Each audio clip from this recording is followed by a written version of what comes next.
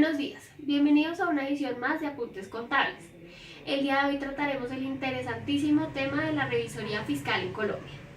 Para todos los que nos apasiona el tema contable, es de nuestro conocimiento que la revisoría fiscal es el área donde más responsabilidad se tiene al momento de ejercerla. En el país, la revisoría fiscal ha ido evolucionando y cambiando la labor que ejerce el revisor fiscal en las compañías. Hoy abordaremos el marco normativo de la revisoría fiscal en Colombia, en el cual se logra apreciar mencionada evolución y dar un panorama integral y complejo a la labor. Iniciaremos con la Ley 58 de 1931. Por medio de esta se creó la Superintendencia de Sociedades Anónimas. Fue la primera que habló del revisor fiscal en sus artículos 26, 40, 41 y 46, donde se tocaron temas como incompatibilidades, responsabilidad frente a las sociedades y responsabilidad fiscal frente a los accionistas, entre otras.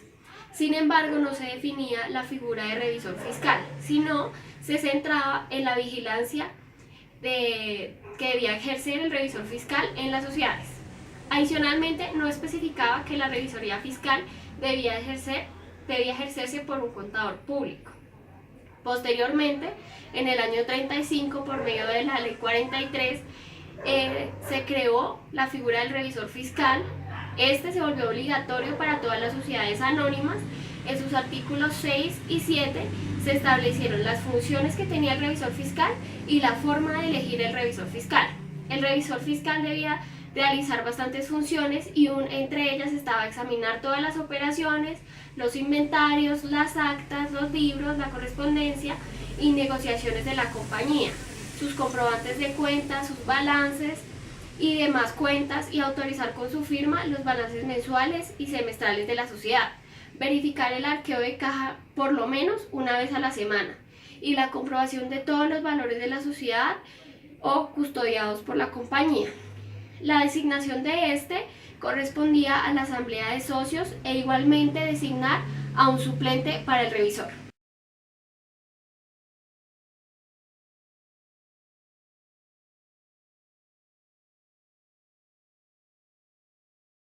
Luisa, buen día. En este momento me encuentro en la cancha principal de la Fundación Universitaria del Área Andina. Le tengo como noticia primordial la publicación del decreto 1946 de 1936, donde obliga a las empresas a tener a un contador y a un revisor fiscal debidamente inscrito en la Cámara de Comercio. Estos dos anteriormente mencionados los debe seleccionar la Junta de Accionistas de la compañía.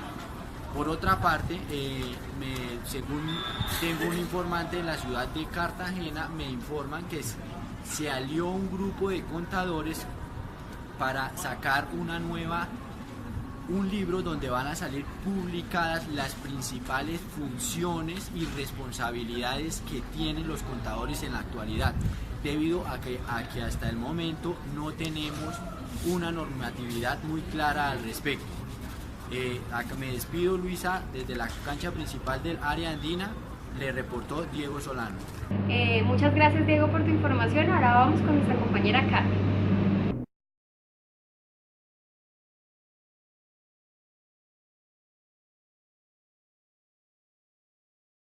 Tenemos que el decreto 2521 de 1950 reglamenta la legislación de las sociedades anónimas y se refiere a las revisorías fiscales de la siguiente manera. Toda sociedad anónima debe contar con un revisor fiscal y un suplente que cumplan un tiempo igual al del gerente. El revisor fiscal siempre debe ser una persona natural. El nombramiento del revisor fiscal se debe registrar ante la Cámara de Comercio. Algunas de las funciones del revisor fiscal están en revisar los inventarios, revisar los libros, revisar arqueo de caja y revisarlo mínimo una vez por semana. Ellos pueden ser sancionados si no cumplen con sus obligaciones. Muchas gracias, Carol, por tu aporte a nuestra conversación. Ahora vamos con nuestra compañera Carol Bellot en la sección de entretenimiento.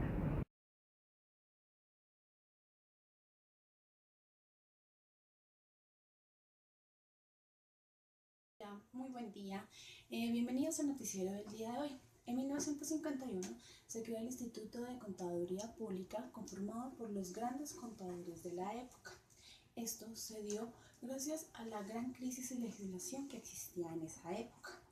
El gremio lo que buscaba era proteger los intereses de la profesión y tanto de los estudiantes de la Escuela Nacional de Comercio. Su creación fue la misma de su publicación en el año de 1951, pero más adelante, en el siguiente año, se formalizó con los estatutos y la personería jurídica. En otras noticias, en septiembre de 1956 se emite el decreto 2373 por el cual se reglamenta el ejercicio del contador público en Colombia. Para que un revisor fiscal pueda ejercer, lo primero que tiene que hacer es ser contador público inscrito. Por otra parte, si esa persona decide ejercer sin su inscripción en el Instituto Nacional de Contadores Públicos, va a ser multado. Igualmente, si una sociedad que necesita un revisor fiscal y permite que esa persona que no tiene su inscripción en el instituto también va a ser multado porque sabe y conoce la situación de esa persona. Entonces está contribuyendo a que no haya fe pública. Por otra parte,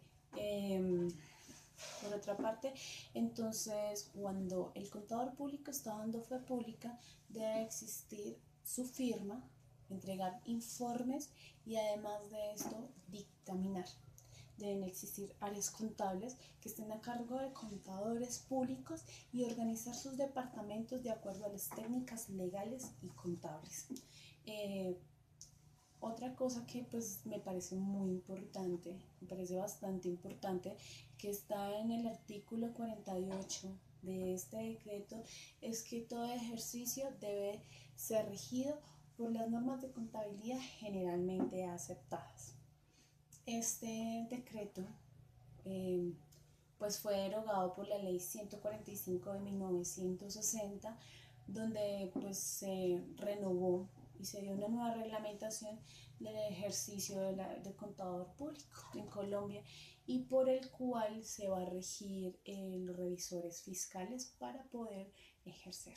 Muchas gracias. Muy interesante la sección de entretenimiento. Muchas gracias, Carol, por tu aporte. Ahora nos conectamos con nuestra corresponsal, Lady.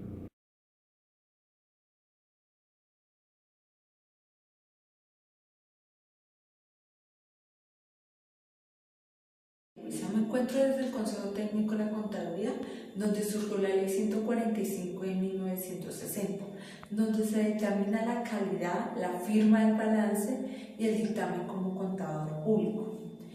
En el artículo número 8 de la Ley 145 de 1960 nos dice que se limitará la calidad de un contador público en todos los aspectos que nos exijan, por ejemplo, para desempeñar el cargo como revisor fiscal en las sociedades.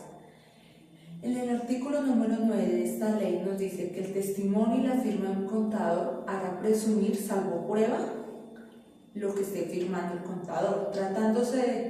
Por ejemplo, tratándose de balances, se presumirá que los saldos se han tomado fielmente de los libros. En el artículo número 9, el dictamen de un contador sobre un balance general como revisor fiscal, como auditor. En 1979, Super Sociedades inicia la revisión de las tarjetas profesionales a revisores fiscales. Reportando Lady Moreano desde el Consejo Técnico de la Contaduría. Tenemos comunicación vía Skype con Angie, quien es contadora pública y nos da una perspectiva actual respecto a lo que es la revisoría fiscal en Colombia.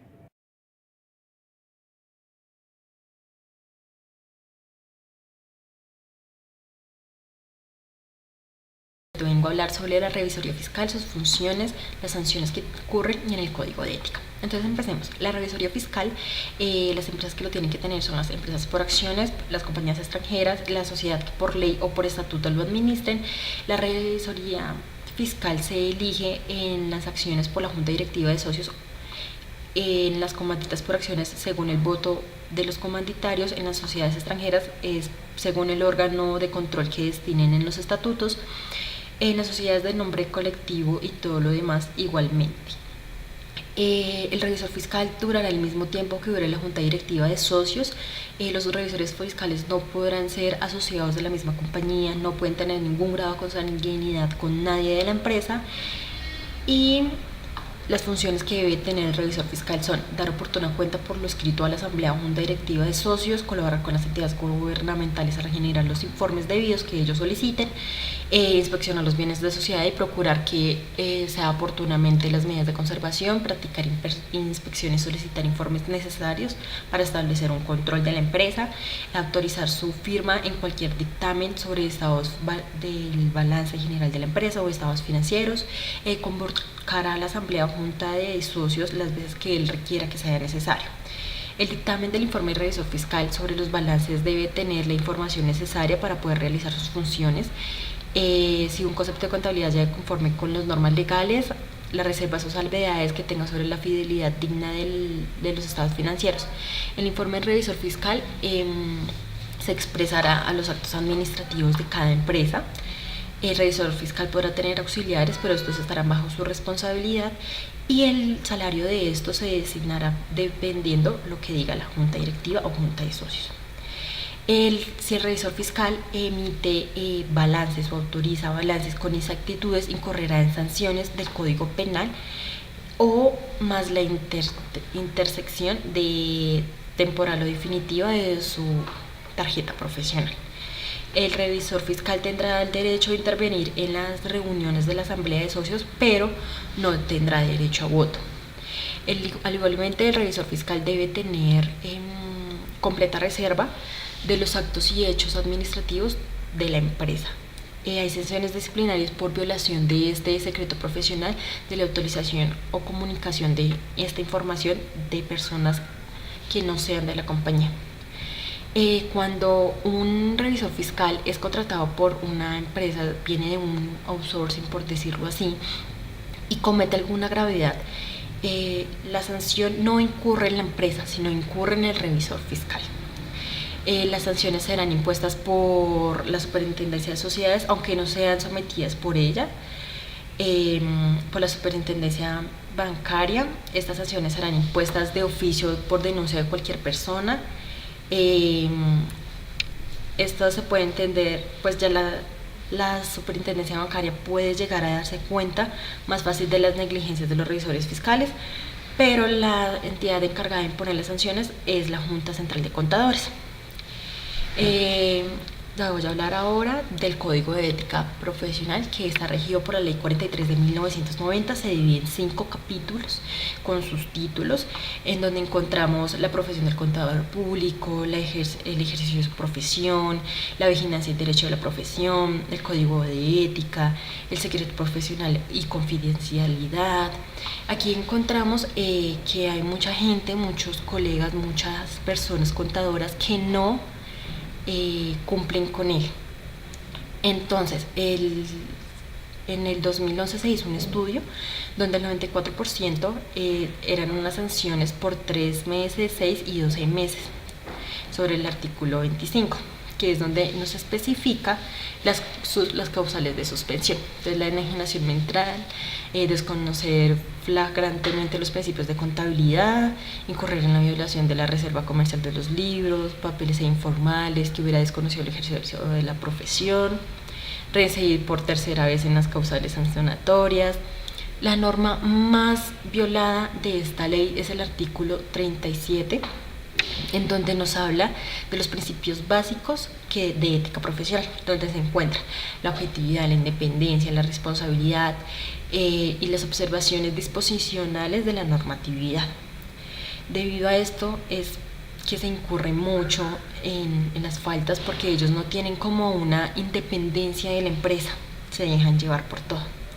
Esto es toda la información que te tengo, Lady. Gracias por prestarme este tiempo. Hasta luego, Lady. No sé qué más decir. Chao.